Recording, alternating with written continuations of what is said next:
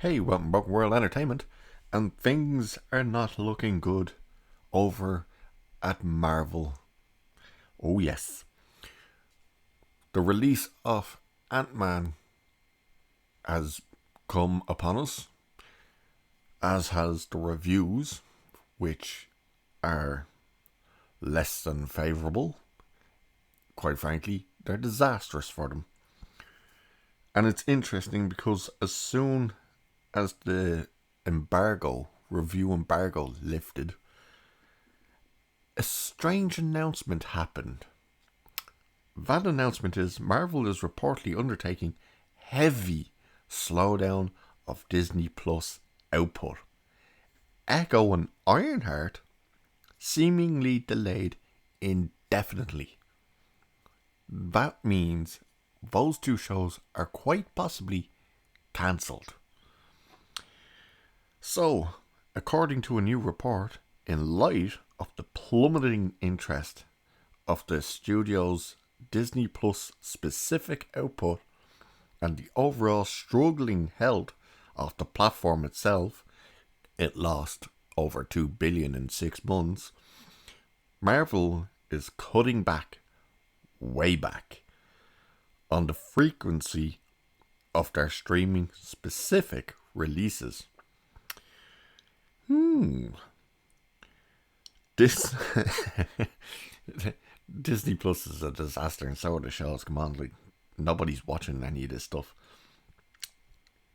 This news was first brought to public attention on February 16th, courtesy of The Hollywood Reporter. Big shills. Per their insider sources within the company, in light of studio head Kevin Feige's recent declaration to Entertainment Weekly that they would be both spacing out and scaling back their streaming release schedule so that each project can get a chance to shine. Jesus. Marvel will be making themselves scarce in the coming year. It's almost like they're trying to avoid criticism, really, isn't it? Where previously the studio was set to remain a prominent figure in the pop culture conversation throughout 2023, you're not on the right side of that conversation, though.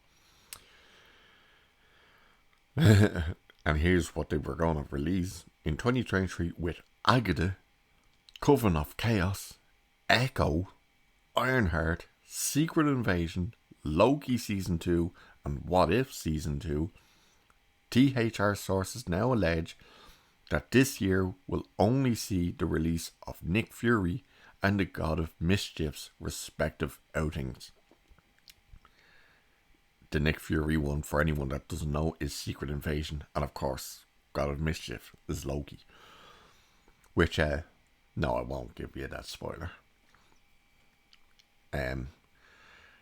Notable among these delays are Echo and Ironheart, as these two projects are being put on hold despite having finished filming months prior.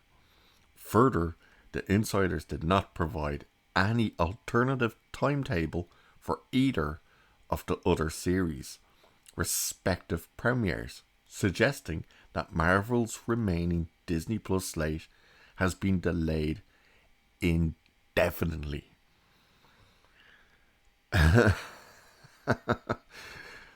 So it sounds like possibly they're looking at some of these shows and going, doing an L, Warner Brothers at this stage, and going, yeah, we can't release this. But they've dug themselves into such a hole because they've attached everything to everything. You know, Black Panther, Wakanda Forever, even though there's no post-credits scene, it's setting up Ironheart because it introduced her in it. And they were immediately telling you, oh, she's coming. And now they're like, yeah, we might have to pull this. And they're gonna get a huge backlash if they pull that, because number one, they'll be like, oh, why did you pull the Black Girl show? But they'll also have, why did you pull the show that had trans representation in it? And why did you pull it that had the drag queen in it? Yes, that's right. Ironheart had a trans person in it who's running around saying trans kids will get to see themselves, and a drag queen. As for Echo, who in the name of all that's holy was asking for an Echo series? But they'll put themselves in the crapper again if they pull that, because it'll be, you pulled the disabled person show. A non-white disabled person show, because she's not white. I think she's Latino. I'm not 100% sure on that. But she's deaf. And she's got one leg. Who was asking for an Echo? How were they possibly going to run a show where your main character can't speak?